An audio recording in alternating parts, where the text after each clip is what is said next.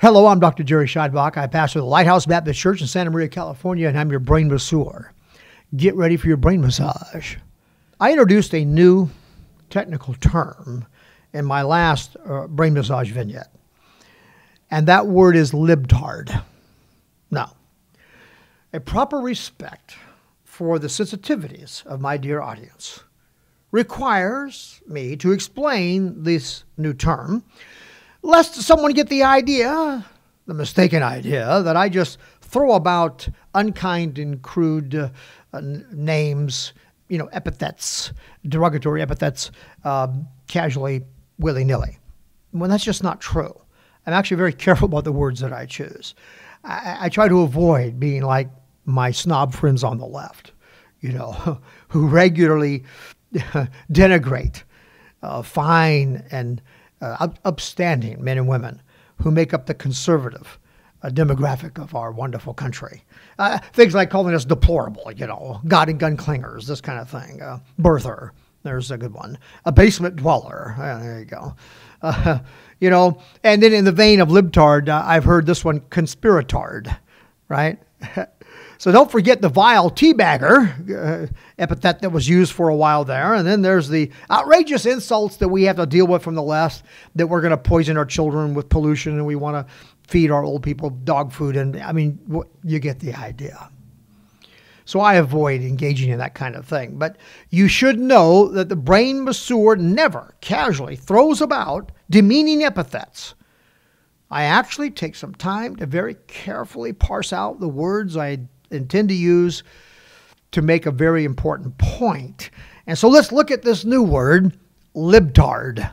And by the way, I'll thank my son Zachary for this one. The suffix ard conveys the meaning that someone is known as regularly engaging in this or that activity. So that's where that suffix ard comes in. If you add the letter T, you get tard, which makes the word indicate something coming slowly to the task. Or as in, the word tardy, for example.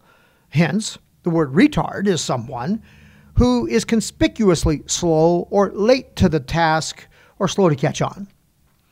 Now, therefore, the word libtard is someone who characteristically is stuck in their liberal ideology, making them very slow to catch on to things like, for example, when that libtard, phony baloney Comey, quipped, and I'm sure he thought cleverly, that those concerned about Trump releasing the memo that exposed, in part, his part in the attempted political coup that these guys tried to launch against our election in the last cycle, when he said, quote, not many streets and schools named after Joe McCarthy, end quote. Joe McCarthy was actually vindicated in his concerns about communist infiltration into the American government and into Hollywood. And this has been outed for years now. Within a year or so of the Iron Curtain coming down and Russian intelligence coming out, files being made public. Now, here's another example of libtardism. Libs are slow to catch on that the dossier that served as the basis for the FISA warrants is phony. It's phony from the get-go. Another example, the libtard cannot see that Trump's economics have, in fact, created an environment economically in this country where black unemployment and Hispanic unemployment is at its lowest point in history. So, you see, my point is this. A libtard is someone so stuck in liberal ideology they cannot see the truth. So we're treated to the spectacle of those libtards sitting in America's monument to political freedom, puffed up like a bunch of bloated bullfrogs during Trump's speech, who could not even pull themselves to their feet to cheer this wonderful economic news. They sat there like a bunch of libtards, unable to think past their own anger that Trump has succeeded at doing in less than 1 year what none of those libtards could do with decades in power, thousands off of welfare, and into productive jobs. Hundreds of thousands of jobs, manufacturing coming back to America, the lowest unemployment numbers for blacks and Hispanics in history. So they sat there chewing their tongues and scowling. That's a libtard.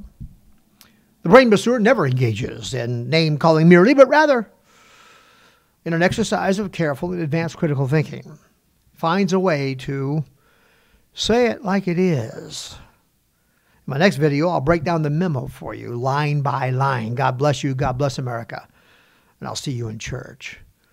And by the way, we're going to begin a series on Bible prophecy at the Lighthouse Baptist Church on February the 18th. It's a thorough and serious study. No sensationalism, no careless date-setting schemes, just the biblical facts, man. And it begins February 18th at Lighthouse Baptist Church, 9:30 a.m. And you can join us live at the Lighthouse or through our live stream outlet, YouTube or Facebook. If you register for the course, you're going to receive a PDF of all my resources used for it.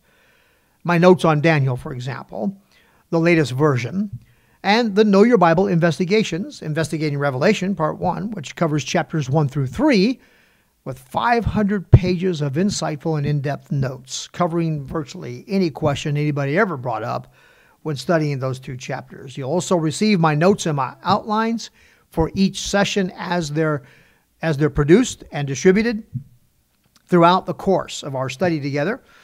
And you'll be eligible for other benefits as well. To register for the course, go to baptistlighthouse.org. If you can't spell Baptist, go ahead and use santamarialighthouse.org. So santamarialighthouse.org or baptistlighthouse.org. And you'll go to the registration menu button, top right of the home page. Click on that. Get a drop-down menu will show up. Follow that down to Daniel and Revelation. You click on that link, it'll open up a page, a registration page. You complete the blanks in that registration page and then send that to us. All of those attending the class live receive all of these materials free, while those who join us by live stream are asked to consider a small donation to cover our costs for these materials. However, if you're not in a position to make a donation at this time, please don't worry about that. If you are welcome to join this Bible class. All right? Look forward to seeing you there. God bless you. God bless America. I'll see you in church.